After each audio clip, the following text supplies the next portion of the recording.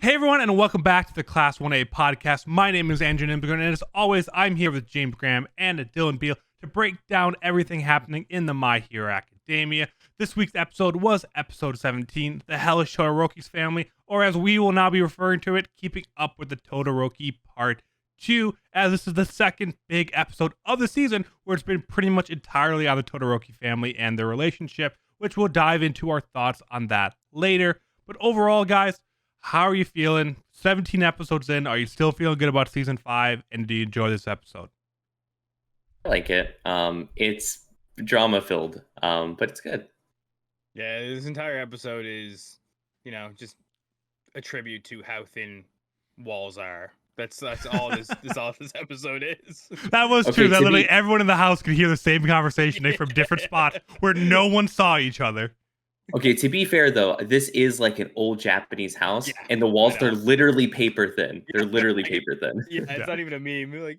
No, it was just kind of funny that they just kept doing a jump cut from one person listening into another one. I'm like, I know there's just 4 different sides, so they're probably all on different sides, but it was just it was more comedic than I think kind of a serious moment, because really how many more walls are there to kind of listen through there? But nonetheless, that was all great, and I'm kind of excited to talk about that, and the conversation is something we'll dive into later.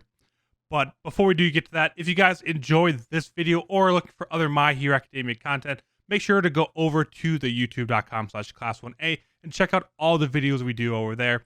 Outside of these anime recaps, we also do the manga recaps for Vigilantes and the main series. We do Thor lore videos, we do theory videos, kind of whatever really feel like My Hero related, it is there. So go and check that out.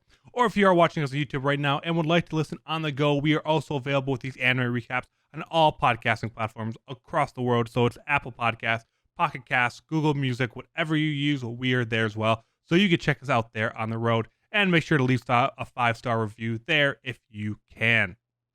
But with that, let's jump into the recap of everything that happened in this week's episode, which started off with it being a week since Deku and Co. started working at the Endeavor Agency. And while it's clear that they're moving much faster and much more responsive than the first episodes, we still see that Endeavor easily beats all 3 of them to every single incident that they try to go to the whole night. Endeavor sends Bakugo, Deku, and Todoroki back to the dorms to rest up while he continues on patrol. When he gets back to the agency, he's thinking more about the secret note that Hawks left him before receiving a call from Fuyumi inviting over everyone for dinner the next night. Endeavor then talks about the dreams that he was having these last couple of nights about all his family being together, happy at the table, but him never being there.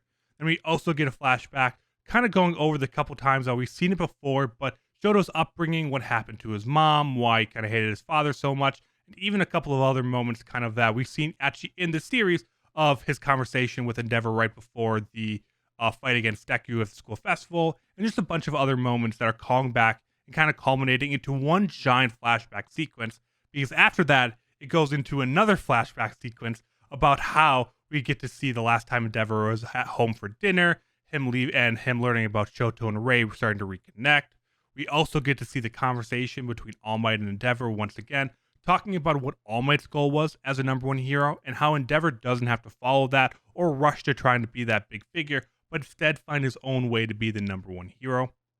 Everyone wakes back up the next day and is completely ready to go, confident that today is finally going to be that they catch up to Endeavor, but at the end of the day, they were still not able to keep up and didn't beat Endeavor to a single villain. They all then head over to the Todoroki's house for dinner. They all have dinner, which quickly becomes very tense with the Todoroki family drama starting to slip out pretty quickly. Natsu still is not able to cope with everything, even though Endeavor is starting to try harder to reconnect. Shoto and Fuyumi talk more about their feelings when Deku and Bakugo both burst in. It starts to wrap up with Endeavor talking a lot about Toya and the dream that he's had with his family, where they're all together and he isn't, while we do see Natsu leaving the house to go out, just frustrated from the whole night's events. In the post-credit scene, before actually the preview for next week, we see a villain has just been released from jail and see that Endeavor is now the number 1 hero and does go on to try to find Endeavor and his family, which we do see from next week's preview. But what did we think about this episode of Keeping Up with the Todorokis? I mean, obviously we can talk a little bit about the group's adventures to try to keep up with Endeavor, but that was very much kind of a side plot in what was a very lore-focused episode around the Todoroki family. Yeah, I thought it was a really good culmination of like all the stuff that we've been dealing with Endeavor, whether it's like his family life or his like trip to being like, or his road to becoming the number one hero. And it's really interesting because like I was thinking about it, and it's like he was so like caught up and being the number one hero and surpassing All Might that when All Might basically like stepped aside because he like lost his power, and whatnot, and he found himself as the number one hero. That was like almost like a sobering moment for Endeavor, of where he gets there and he looks around and he just sees like the wake of destruction that he's caused on his way there, and he's like trying to fix it and build it at this point. And like I don't know, like I think he's starting to come to the realization that like it just takes time. It's not anything. He can't say anything. He can't do anything in one moment that's going to fix it all. It's just going to take time. Yeah, it seems to be the big theme that they're trying to like really dial in with this character is that like he can't really atone. Like there's nothing he like there's not like an act he can do to kind of like, undo the damage he's caused, right? And I think it's good. I think it's good that they're doing that. That like you're not gonna make up for like for forever like scarring your son, putting your wife into a mental institution. Like I mean these are like if you think about them when you're like when you like just take away the characters and stuff like that, and you look at just like the raw facts. Like we've said this before and we said it again. He's not a good dude. Like he was not a good dude at all, right? Very bad guy. Very bad guy, right?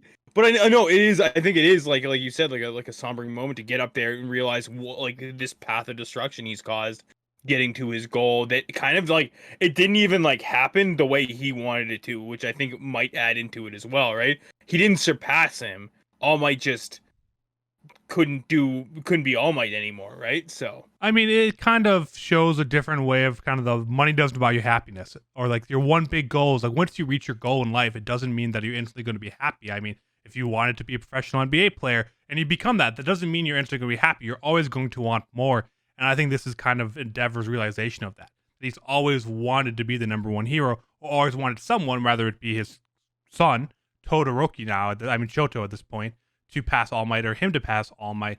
And now that he'd gotten to that point, he realized like, oh, this is good. I'm where I'm at, but it's not how I wanted.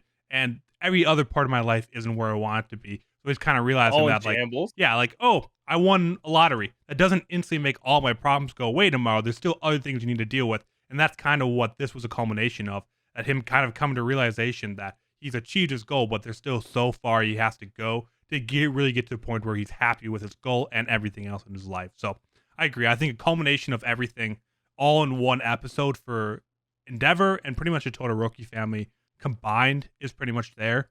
We didn't get much about what Shoto's feeling. It's very much more from kind of the Endeavor side. It was all his flashbacks. It's all the emotions he's feeling. We kind of get a little bit of a conversation between Fuyumi and Shoto. Well, that's cut very short by Bakugo and then Deku kind of pitching in, explaining Shoto's feelings to him. But we really didn't get a chance for him personally to express his feelings.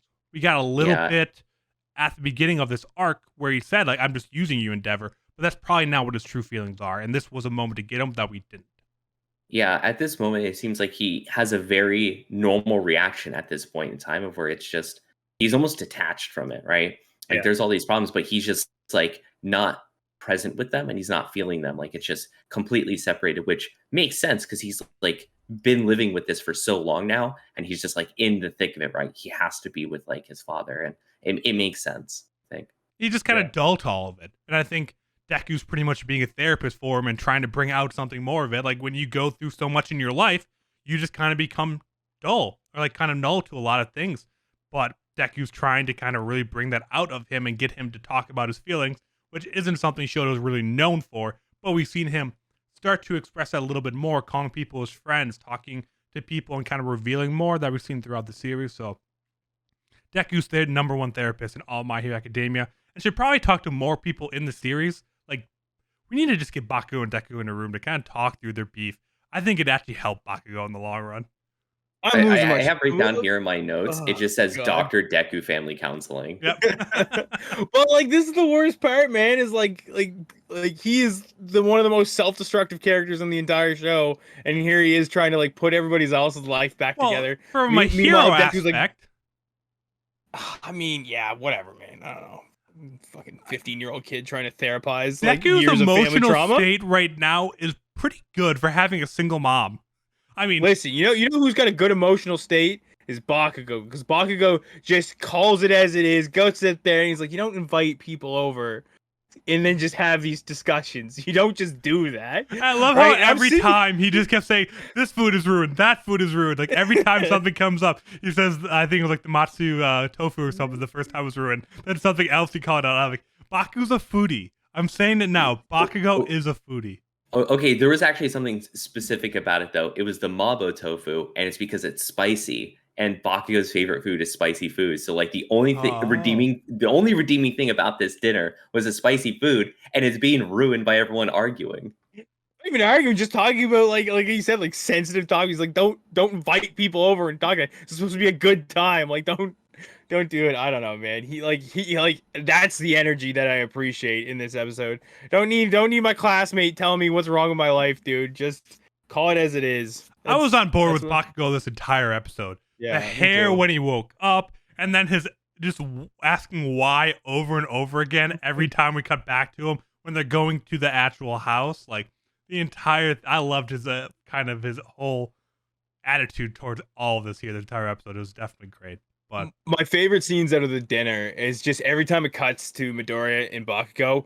And like we've all felt it. We've all been there when stuff has been said at dinner that you're at your buddy's place and you're like, I'm not supposed to be here for this, right? And then like they captured that feeling like perfectly, because it's just you just sit there and you freeze and you hope like you hope people forget you're there. Like you just continue eating, trying to not engage. Yeah. Oh, that's great. But I guess we've all enjoyed talking about the episode and kind of some of the moments. But do we actually like how deep the show goes in the Todoroki families? Do we like keeping up with the Todorokis?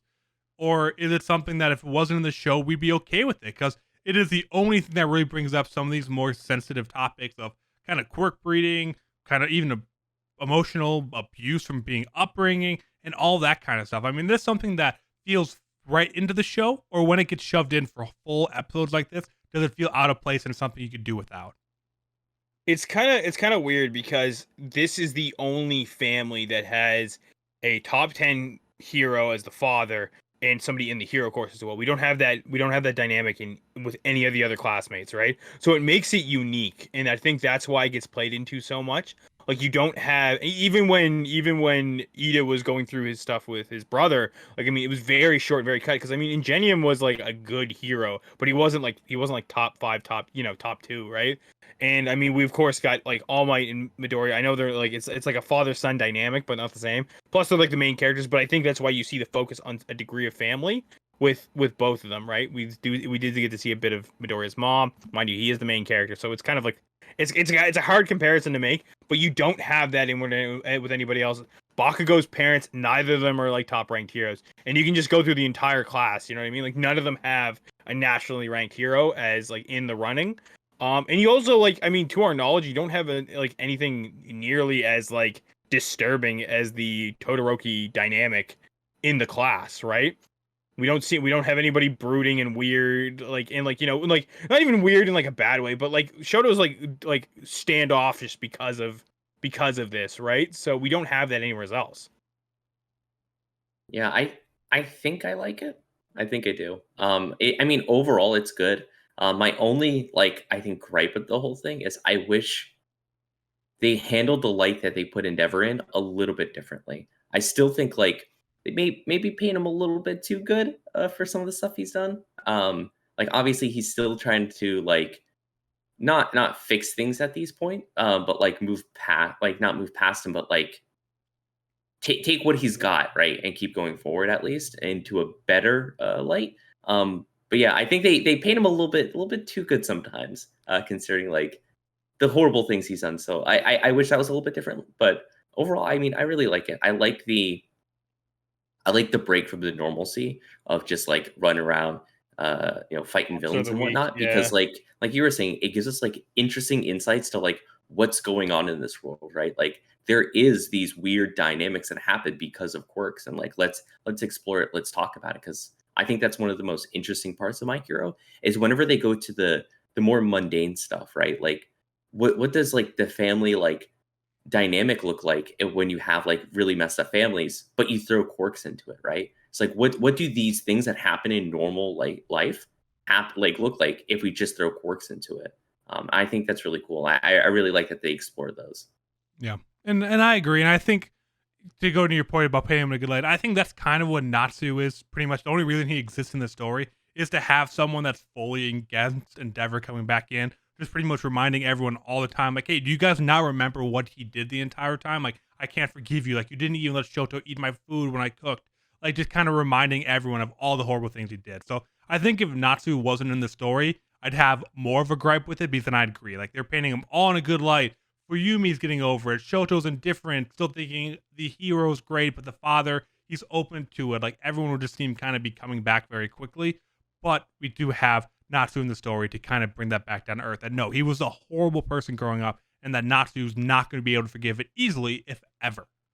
And I definitely think I enjoy the whole experience, because I do agree with both of what you say. It is just different from what we get anywhere else in the show, and I do love that. That's why the world of My Hero Academia is so cool, which is part of the reasons why we all love Vigilantes so much, is it builds out the world a little bit more, and keeping up with the Todorokis, or just in Todoroki Spotlights, gives us that world building, rather it being the quirk breeding, rather the pressure of being a top 2 hero, top 1 hero now, and all that kind of thing. So I do enjoy it. Sometimes they stretch it out just a little bit too far.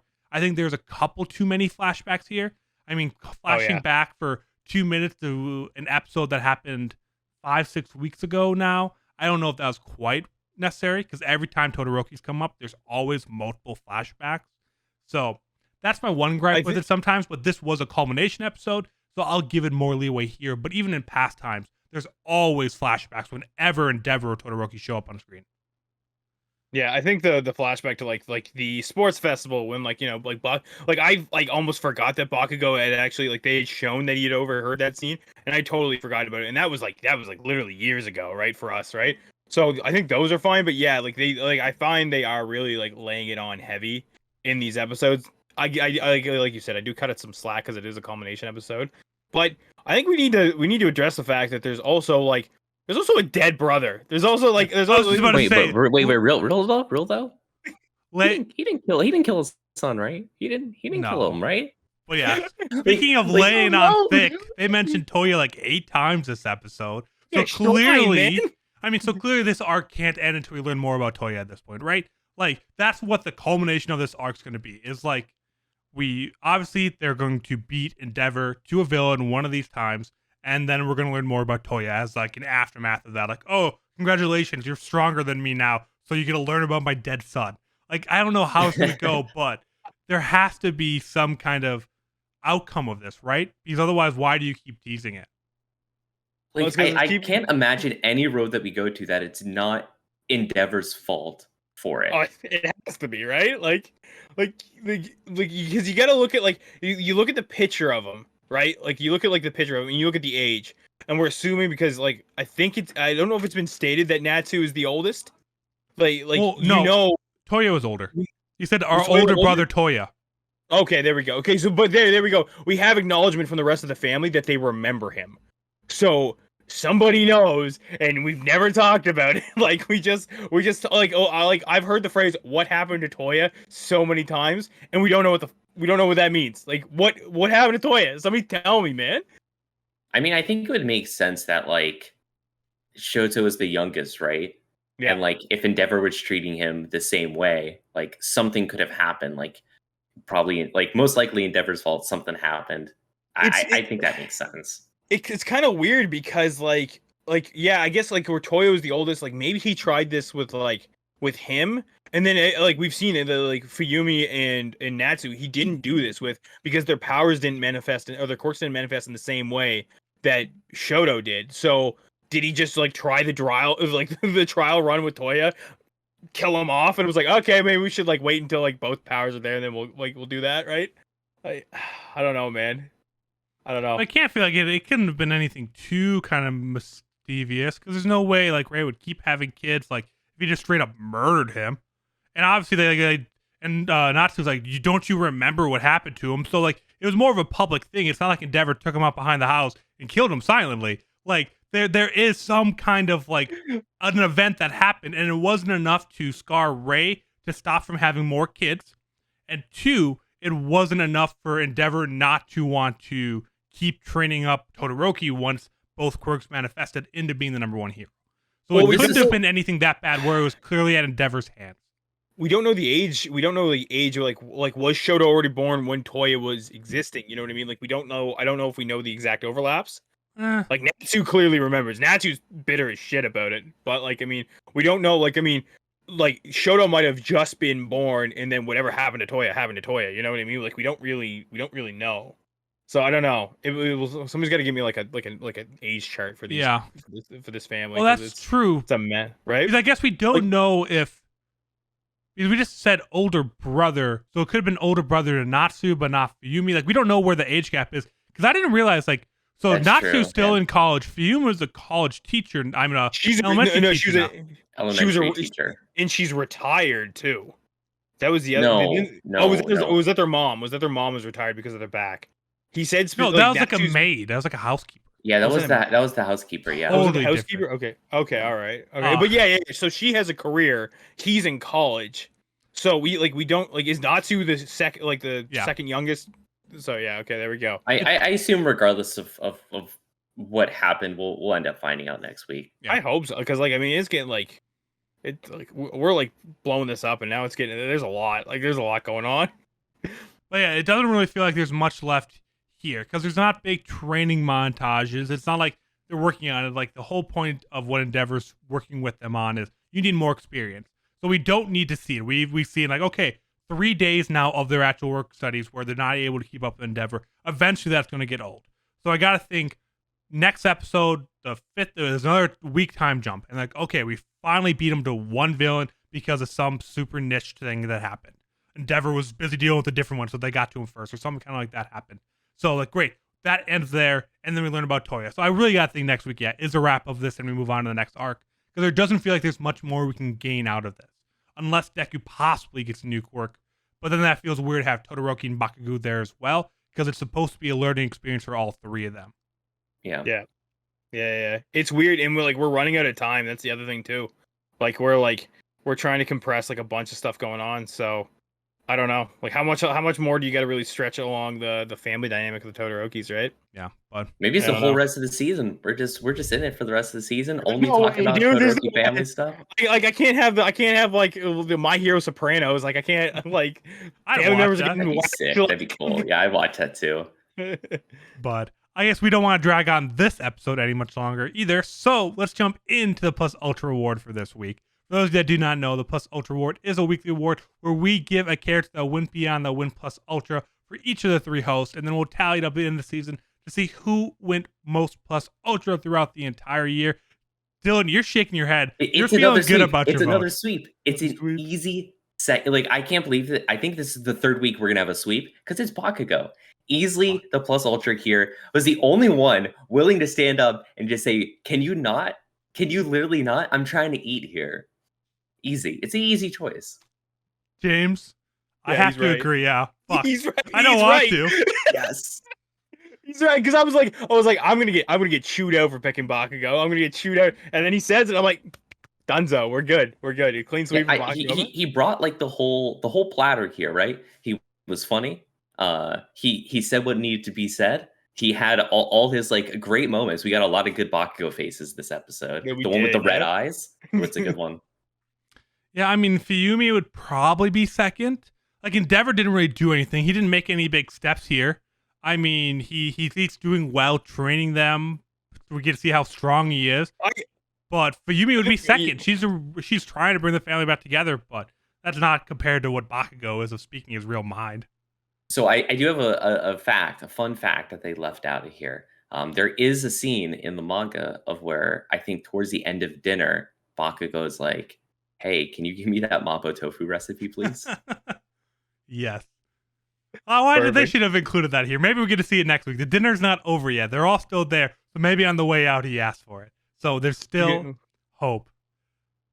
But let's wrap it up there for this week's episode. Thank you all so much for tuning in, listening to us talk about the Todorokis for 25 minutes now. I hope you guys enjoyed it. If you do disagree with our Plus Ultra Award, if you have your other thoughts on the Todoroki family, if you don't enjoy it, I'd love to hear why. So leave all those thoughts down in the comments below. We'd love to hear about that. Or send them over to twitter.com/class1apod. We'd love to talk with you about it over there as well.